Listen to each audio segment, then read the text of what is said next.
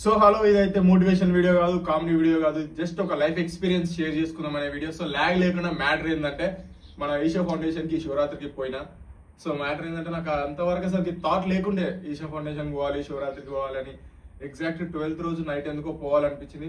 అప్పటికే మన రాజు సాయి వీళ్ళంతా పోతున్నారు. సో ఫోన్ చేసిన ఎట్లా పోతున్నావు, ఏంది కథ అంటే ఫ్లైట్ బుక్ చేసుకున్నా భయ్యా అన్నాడు. సరే మనం కూడా వీళ్ళతో పాటే కదా పోదాం, ఫ్లైట్ బుక్ చేసుకున్నామని పోయినా. టికెట్స్ ఓపెన్ చేసిన, చూస్తే మా తమ్ముడు నెల జీతం అడిగి చలో రైట్ ఇక మీతో మనం సెట్ అని చెప్పి బస్ టికెట్లు ఓపెన్ చేసిన. ఇక మా అక్క కొడుకు డైపర్లో రెడీ ఉంది. సరిపోతుంది మరి అక్క ఒక నెల డైపర్ లేకపోతే ఏమవుతుంది ప్లాన్కి అని చెప్పిన. సో నాకు నిజం చెప్పాలంటే ఈ సోలో ట్రిప్స్ అనేవి అస్సలు నచ్చవు. ఎందుకంటే ఇంట్రోవర్ట్ కష్టాలు తెలుసు కదా.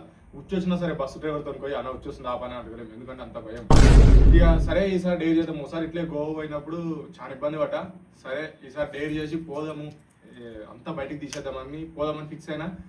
నైట్ అనుకున్న పొద్దున్న లేసరికి వాళ్ళ దళిద్రమో నా అదృష్టమో తెలియదు కానీ వాళ్ళ ఫ్లైట్ మిస్ అయింది. సక్క వచ్చిన బస్లో ఇంకా అందరం కలిసి ఫైనల్ గా మంచిగా ఈషాకి అయితే రీచ్ అయినాం. సో ఈషా ఫౌండేషన్ గురించి చెప్పాలంటే నాకు చిన్నప్పటి నుంచి ఒక డ్రీమ్ అయిపోయింది. అది ఎట్లా అంటే నేను లాస్ట్ 13 years నుంచి ఫాస్టింగ్ ఉంటున్నా. ఎవ్రీ ఇయర్ ఎట్లా మన ఊర్లో టెంపుల్కి పోయి ఆడ ఫాస్టింగ్ ఇచ్చి ఉంటుంటే, కానీ ఎప్పటి నుంచో శివరాత్రికి ఈషా టెంపుల్ దగ్గర ఆదియోగి ముందల జాగారం చేయాలి ఫుల్ నైట్ అనేది ఒక డ్రీమ్ లాగా ఉండిపోయింది. సో ఫైనల్గా అక్కడ నుంచి మనకు మెసేజ్ వచ్చి అక్కడ నుంచి ఇన్విటేషన్ వచ్చి మస్తు అనిపించింది. ఇదేం చెప్పాలంటే ఆ ఇన్విటేషన్ మనకు రాలే. మన దళిద్రం గురించి మీకు కొత్తగా చెప్పాల్సిన పని లేదు. అది మన రాజు సాయికి వస్తే రాజు సాయి మనల్ని సజెస్ట్ చేసిండు. సో ఇంకా వాళ్ళు మళ్ళీ నాకు మెసేజ్ చేసిరు, వచ్చేసేయి అంటే ఇక మస్తు అనిపించింది. ఫస్ట్ నిజం చెప్పాలంటే ఉండనులే మనీ మ్యాటర్లో ఇబ్బంది అనిపించింది. ఇప్పుడు అంత దూరం పోవాలి, ట్రావెలింగ్ ఖర్చులు ఉంటాయి, అది ఇది పోదామా వద్దా అన్న కన్ఫ్యూజన్లో బాగా ఉండిపోయినా. లాస్ట్ మూమెంట్లో ఎందుకో లేదు, మళ్ళీ ఇట్లాంటి ఆపర్చునిటీ మళ్ళీ మనకు దొరకదు. అది దొరికేది అప్పుడప్పుడు లేక వస్తాయి కొన్ని, అట్లాంటివి వచ్చినప్పుడే మనం పట్టుకోవాలి. సో ఇంకా మళ్ళీ లైఫ్లో పోనో తెలియదు, వచ్చినప్పుడే దాన్ని వాడుకోవాలనుకున్నా. ఇంకా అదే మూమెంట్లో ఎట్లయితే అట్లా అయింది. ఏడికైతే అది పోదామని ఫిక్స్ అయిపోయినా. అదే నైట్లో బుక్ చేసేసుకున్నా, టికెట్ బుక్ చేసిన, వాళ్ళు ఎమ్మడి కలిసినా, అందరం కలిసినాం, పోయినాం. సో ఫుల్ హ్యాపీ అయిపోయినా. ఎందుకంటే లాస్ట్ 13 yearsలో ఎప్పుడు ఇంత గ్రాండ్గా నేను సెలబ్రేట్ చేసుకోవాలి శివరాత్రి. ఒక పీస్ఫుల్ అండ్ అది మాటల్లో చెప్పనీకి రాదు మనకి. అది పోతే ఆ వైబ్ వేరు, శివనామం వేరు, అంతా అది వేరే ఉంటుంది. సో మేమైతే ఆదియోగి రీచ్ అయిపోయిన తర్వాత అక్కడ మనకు రూమ్ ఫెసిలిటీస్ ఇచ్చారు, ఫుడ్ ఫెసిలిటీస్ ఇచ్చారు. రూమ్స్ మస్తున్నాయి, ఫుడ్ బాగుంది. యాక్చువల్లీ మేము 13కి నైట్ స్టార్ట్ అయినాము, 14కి ఆడినాము. అందరు నిజం చెప్పాలంటే ఆ రోజు 14th రోజు లవర్స్ డే అని మంచిగా చేసుకుంటారు పిల్లలతోటి. కానీ మేము మాత్రం యూనివర్సల్ని ఫస్ట్ లవ్ మ్యారేజ్ అయిన శివుని దగ్గర ఉన్నాము. అది మస్తు హై అనిపించింది. ఏముందిరా వ్యాలంటైన్స్ డే ఇలా అనిపించింది.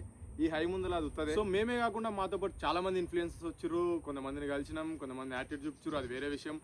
సో ఇక మేమంతా చూసినాము. మా లక్ ఏంటంటే మాకు ముందరనే సీట్లు దొరికినాయి. ఆ వ్యూ పాయింట్ అయితే మస్తు అనిపించింది. ఆ లైటింగ్ కానీ ఏదైనా సరే అది ఒక నెక్స్ట్ లెవెల్ ఎక్స్పీరియన్స్ అనమాట. సో అట్లాస్ట్ అయితే మనం శివరాత్రి జాగారం స్టార్ట్ చేసిరు. మొత్తం పూజలు, హారతులు అన్నీ కంప్లీట్ చేసేసారు. పెద్ద సెలబ్రిటీస్ వచ్చారు. మన డిఫెన్స్ మినిస్టర్ వచ్చిండు. ఆ పూజలన్నీ అయిపోయిన తర్వాత స్టేజ్ పర్ఫార్మెన్స్ ఉంది, పాటలు పాడుతారు. సడన్గా స్పీకర్స్ ఆఫ్ అయిపోయినాయి. అందరూ కన్ఫ్యూజన్లో ఉండిపోయారు. అప్పుడు సద్గురు లేచిండు. సద్గురు లేచి జస్ట్ ఒక శివనామంతో, ఒక్కసారి ఊహించుకోండి, 1,00,000 మందిని జస్ట్ శివనామంతో కంట్రోల్ చేసిండు. అందరూ కలిసి ఒకటేసారి శివ శివ అని పాడుతుంటే లిటరల్లీ గూస్ బంప్స్ వచ్చేసినాయి అన్నమాట.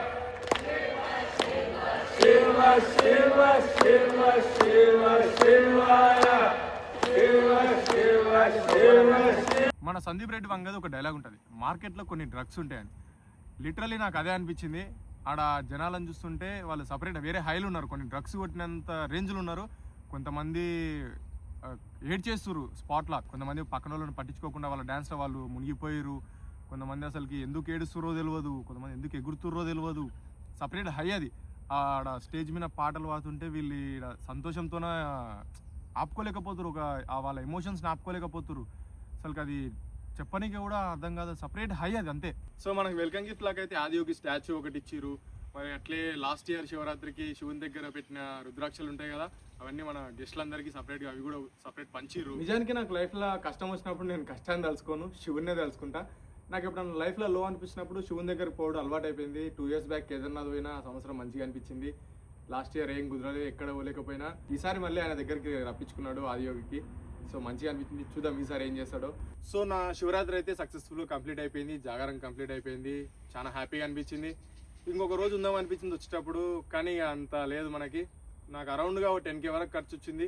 సరే పోతే పోయినాయి, ఇట్లాంటి మెమొరబుల్ మూమెంట్స్ మళ్ళీ దొరకవు అనిపించింది.